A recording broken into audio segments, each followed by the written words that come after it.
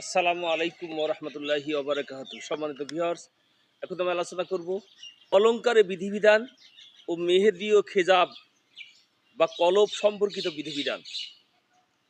মহিলাদের জন্য কাঁচ বা যে কোনো ধাতুর চুড়ি পরিধান করা জায়েজ।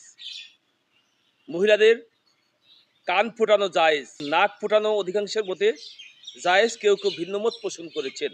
মহিলাদের জন্য সোনা, রূপা, পিতল, তামা ইত্যাদি সব রকম ধাতুর সব রকম অলংকার ব্যবহার করা জায়েজ, তবে বিধর্মীদের অনুকরণ যেন না হয়। যেসব অলংকারে বাজনা হয় সেগুলো গায়ের মাহরম পুরুষের সামনে পরা জায়েজ নয়। পুরুষের জন্য সোনার আংটি বা সোনার অন্য যে কোনো অলংকার ব্যবহার করা সম্পূর্ণ হারাম, তবে 4.5 মাসা অর্থাৎ 1 সিকি পরিমাণ অর্থাৎ 3.380 গ্রাম রূপার আংটি ব্যবহার করা জায়েজ।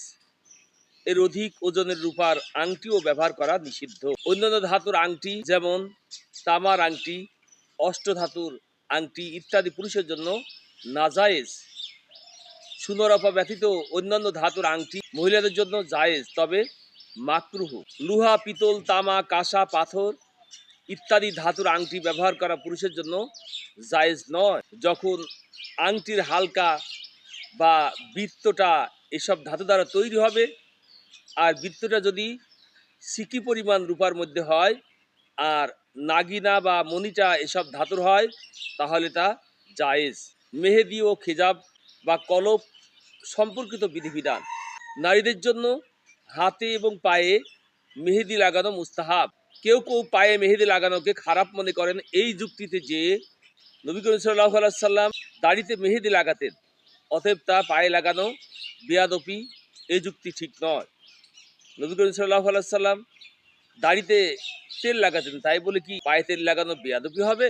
অন্তত হাত, পা ও নখে মেহেদি লাগালেও চলবে। পুরুষদের হাতে পায়ে মেহেদি লাগানো নিষেধ, তবে চিকিৎসা হিসাবে লাগানো জায়েজ আছে। পুরুষের জন্য দাড়িয়ে চুলে খেজাব লাগানো মুস্তাহাব।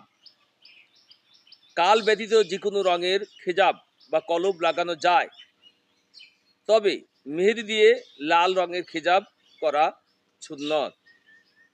চুলের কালো রঙের সাথে মিলে যায় এমন কালো রঙের কলপ লাগানো মাকরুহ, কারণ এতে মানুষকে নিজের বয়স সম্পর্কে ধোঁকা দেওয়া হয়। তবে যুদ্ধক্ষেত্রে শত্রুর মনে ভীতি সৃষ্টির জন্য এরূপ করা প্রশংসনীয়।